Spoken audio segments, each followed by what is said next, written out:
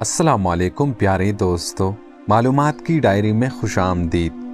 پیارے دوستو، سعودی عرب میں موٹاپے کے ایک سرجن نے شاہ عبدالعزیز یونیورسٹی کے سائنسی ٹیم کی قیادت کرتے ہوئے سرجری کی عالمی موجودین میں اپنا نام شامل کرانے میں کامیابی حاصل کی ہے۔ پیارے دوستو، سعودی عرب کے جسم کے اندرونی حصوں کی سرجری کے ماہر سرجن اور میڈیکل کنسلٹنٹ ڈاکٹر عبدالملک الطف کو امریکی مرکز برائے میڈیکل ایجادات کی طرف سے اپنے پیش جدید موجودین میں شامل کیا۔ پیارے دوستو، انہیں یہ اعزاز اینٹی بیکٹیریا خصوصیات کے حامل مصنوعی سرجری نیٹ ورک کی ایجاد پر دیا گیا۔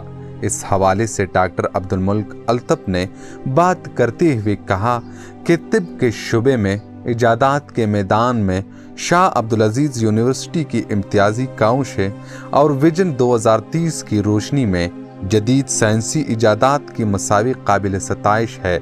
انہوں نے بتایا کہ حالیہ عشرے کے دوران انہوں نے انسانی جسم کے اندرونی حصوں کی سرجری کے لیے مصنوعی نیٹ کا استعمال کیا۔ انہوں نے کہا کہ سرجری کے زخم کے گرد انفیکشن پیدا کرنے والے بیکٹیریا کے موجودگی کا امکان عام رہتا ہے۔